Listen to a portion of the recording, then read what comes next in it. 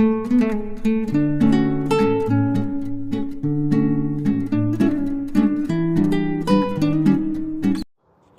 இந்த பாலாப்பூனை மைண்டுக்கு மட்டும்தான் இந்த மாதிரி ரெசிபியெல்லாம் தோணுதா, இல்லை எல்லாருக்குமே இந்த மாதிரி வந்து போகுமான்னு எனக்கு தெரியலை. இந்த ரெசிபி நல்லா இருந்தது, ஷேர் பண்ணலான்னு தோணுச்சு. நோட் பண்ணிக்கோங்க. இந்த மாதிரி ஒரு கருப்பு கவுனி அரிசியை 3/4 பங்கு அளவுக்கு எடுத்துக்கோங்க.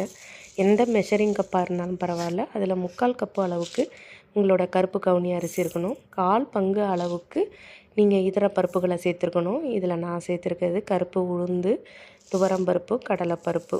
கருப்பு உளுந்து தோலோடு இருக்கிறது தான் சேர்க்கணும், வெள்ளை உளுந்துகளை சேர்க்கக்கூடாது. இந்த மாதிரி எல்லாத்தையும் சேர்த்து ஒரு 1/4 பங்கு இருக்கான்னு பார்த்துக்கோங்க. இதில் ஏதாவது குறைச்சலாக இருந்ததுன்னா உங்களுக்கு இஷ்டப்படுற பருப்பு எதுவாக இருந்தாலும் சேர்த்துக்கலாம். நான் கொஞ்சம் கடலைப்பருப்பு சேர்த்துக்கிறேன். இதை 2 தண்ணி விட்டு வாஷ் பண்ணிவிட்டு ஒரு 5 மணி நேரம் ஊற வச்சுருங்க. எதனாலனா நார்மல் அரிசிக்கு 3 மணி நேரம் ஊறலே தேவையானது. ஆனால் இதுக்கு வந்து ஒரு 5 மணி நேரம் அதிகமாக தேவைப்படும். ஏன்னு கேட்டிங்கன்னா இது கொஞ்சம் ஹார்டாக இருக்கும் இந்த கருப்பு கவுனி அரிசி. ஸோ அதனால் இது ஒரு 5 மணி நேரம் ஊறினதுக்கு பிறகு அரிசி இந்த மாதிரி இருக்கும். ஸோ இதை எடுத்து இதிலேருந்து 2 தண்ணி விட்டு திரும்ப வாஷ் பண்ணும்போது அந்த 2 தண்ணியில் வர தோலை மட்டும் நீக்கினா போதும். கருப்பு உளுந்தில் அப்புறம் இஞ்சி, 7-8 காஞ்ச மிளகாய், கொஞ்சம் சோம்பு, கொஞ்சம் மிளகு, கொஞ்சம் தேங்காய் துருவல், இது எல்லாத்தையும் சேர்த்து இந்த மாதிரி இருக்கணும். பேட்டர் கொரன்னு இருக்கணும், நைஸாக அரைக்கக்கூடாது. வலுவலுன்னு இருந்துச்சுன்னா அடை வந்து உங்களுக்கு வழுக்குன்னு இருக்கும். இந்த மாதிரி ஒரு 1/2 ஸ்பூன் அளவுக்கு மஞ்சப்பொடி சேர்த்துருக்கோம். அதில் 3/4 பங்கு அளவுக்கு மிளகாய்த்தூள், தனி மிளகாய்த்தூள். எனக்கு அந்த காரம் போதுமானதாக இருக்காது அப்படிங்கிறதுனால நான் கொஞ்சம் சேர்த்துருக்கேன். இந்த டிஷ்ஷுக்கு தேவையான உப்பு. அப்புறம் பார்த்திங்கன்னா இந்த வெங்காயம் எல்லாத்தையும் சேர்த்துருக்கேன். நான் கொஞ்சம் தான் உங்கள்கிட்ட ஷோவில் காட்டியிருக்கேன். ஸோ இதில் உள்ள எல்லா வெங்காயம், எல்லா முருங்கைக்கீரை.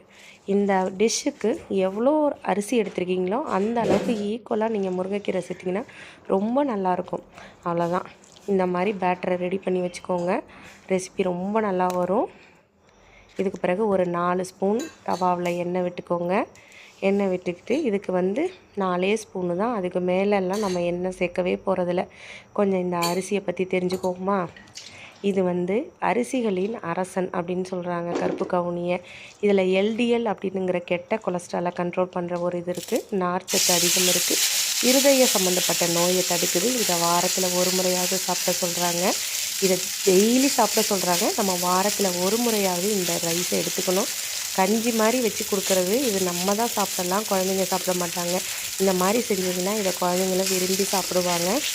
இந்த மாதிரி உங்கள் விரலில் 5 விரலில் எடுத்து சாஃப்டாக நீங்கள் தட்டுனீங்கன்னா அடை ஏற்றம் இறக்கம் எதுவுமே இல்லாமல் ஈவனாக வரும். இந்த மாதிரி ஒரு ஃபோர்க் எடுத்துக்கோங்க, ஸ்பூன் எடுத்துக்கோங்க.